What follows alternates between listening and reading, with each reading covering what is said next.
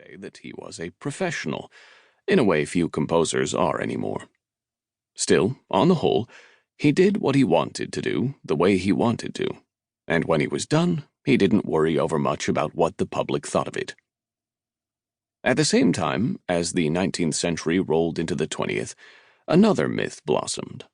To be a certified genius, you must be a rebel and an innovator, if not an outright revolutionary. So Mozart sometimes got painted in those terms, too. Personally or artistically, the notion of Mozart the revolutionary doesn't stand, though the reasons for that are not simple.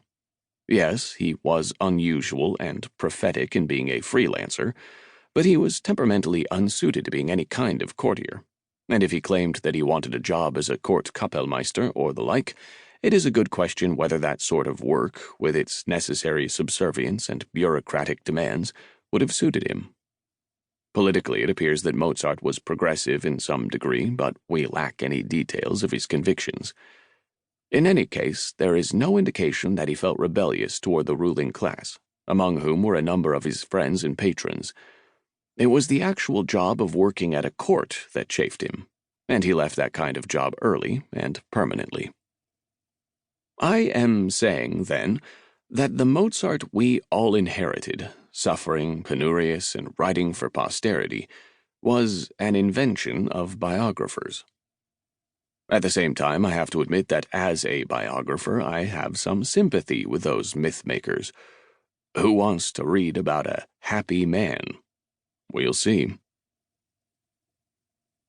Because I write musical biographies that are scholarly in approach but intended for the broad public, it's part of my job to describe my subject's music.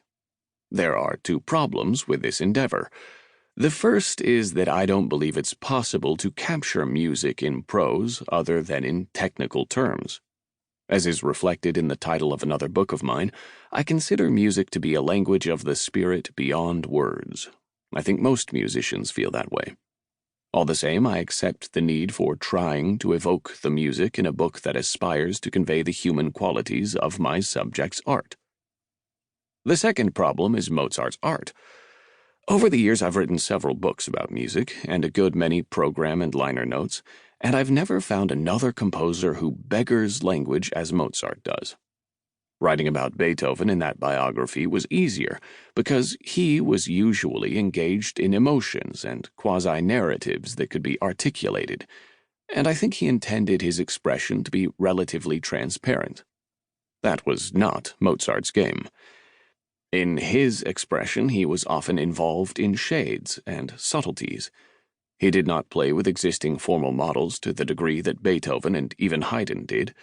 Except perhaps in some of Mozart's more or less Sturm und Drang works, there is usually not all that strong a sense of an overall story in a piece.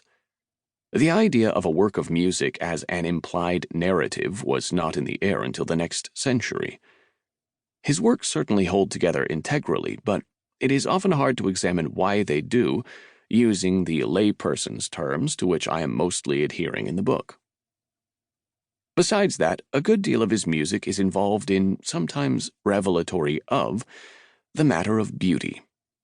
Mostly we are not taught about beauty in school because it is perceived as something vague and subjective. Among contemporary artists, beauty has often been regarded as a mushy and bourgeois quality. I believe beauty is real and significant and central to a perception of Mozart, so I've tried to deal with it here and there in the book. But again, Mozart is perhaps the most challenging composer of all to capture in words, because his work is so intimately bound up in what music can do that is unlike what words can do. Music, to repeat, was his native language, and beauty also largely beggars language. Once I had a conversation with the forte pianist Christian Bejaudenhout, in which he said, "We tend to listen to Mozart with ears trained by Beethoven, and that's not the best way to listen to Mozart." That was a musicianly observation, not a theoretical or philosophical one, but it's an insight I've been aspiring to understand and wield ever since.